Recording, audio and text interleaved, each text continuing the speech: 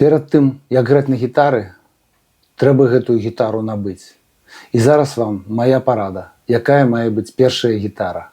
У нашай культурнай прасторы чамусьці, не ведаю чаму, распаўсюдзілася меркаванне, што першая гітара мае быць класычная.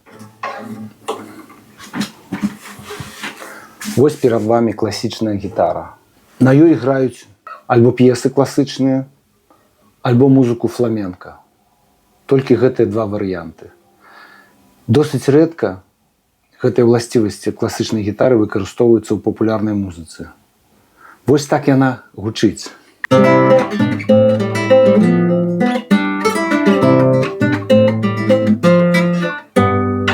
Я вельмі люблю класічную гітару, і ў нейкі момант кожны з гітарыстаў мусіць навучыцца на ёй граць. Але ж першая гітара мусіць быць максімальна універсальная. І тут запытайцеся ў сябе ці ў свайго дзіцёнка, на каго ён хоча быць падобны, граючы на гітары. І высветліцца, што ён хоча быць падобны на сваіх куміраў, герояў з папулярнай музыкі ці з рок-музыкі.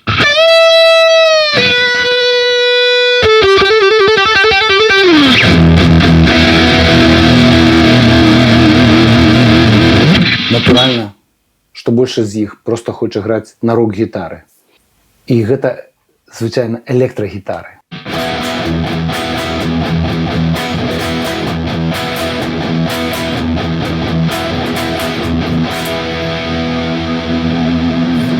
Але мець удома электрагітару, як першую гітару, я бы не раіў.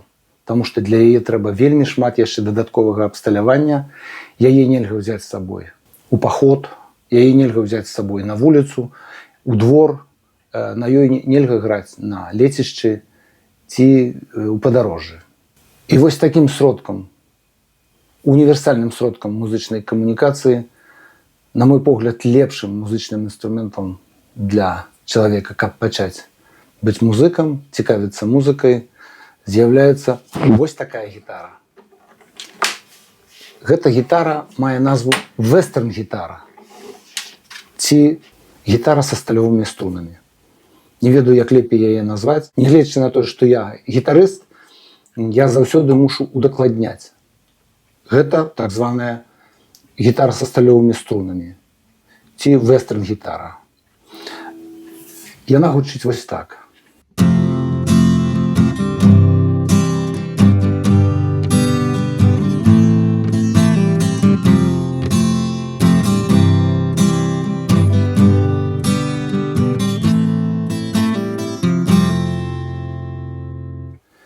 І менавіта на гэтых гітарах акампанююць сабе сучасныя поп-зоркі. Менавіта гэтую гітару вы чуеце в бясконцай колькасці сучасных твораў. На ёй граюць зоркі вашых дзяцей, вашыя ўласныя зоркі. На гэтай гітары граюць зоркі беларускай музыкі і старыя, старажытныя, і сучасныя, і пераходныя, такія, як я, напрыклад, ці звышактуальныя, такія, напрыклад, як Наві Бэнд. Яны ўсе граюць вось на такой гітары. І таму я раю першую гітару набыць менавіта вестэрн-гітару. Зараз паспрабую развеяць некалькі міфаў, звязаных з гэтай гітарай. Міф нумар 1. Дзіцёнку вельмі цяжка граць на гітары са сталёвымі струнамі. Сапраўды, сталёвыя струны крышачку маюць большее напружанне, чым нейлонавыя струны. Але ж, калі вы набываеце гітару свайму дзіцёнку, яна мае быць не поўнамензурная, не поўнага памеру, а толькі 3/4, прыкладна такая.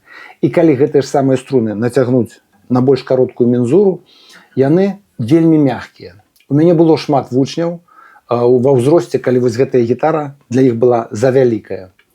І ўсе яны, калі гралі на гітары 3/4, лёгка, яшчэ раз падкрэслюю, лёгка справляліся з гэтай задачай. Таму, набываючы гітару дзіцёнку до 10, до 11 год, вы набываеце гітару 3/4. Калі ваш дзіцёнак гэта падлетак, набываеце гітару поўнага памеру. Вось як гэтая. Яшчэ тут трэба ведаць толькі некалькі дадатковых опцыяў. Самая класічная, распаўсюджаная вэстэрн-гітара – гэта вось такая, так званы, вось гэтая форма мае назву дрэдноут. Яна мае вельмі збалансаванае гучанне паміж нізкімі і высокімі частотамі і максімальна запаўняе сабою прастору. Але ёсць яшчэ і такія пераходныя памеры. Гітары крыху меншыя і нават крыху большыя, такія як джамба. Вось, напрыклад, гэтая гітара.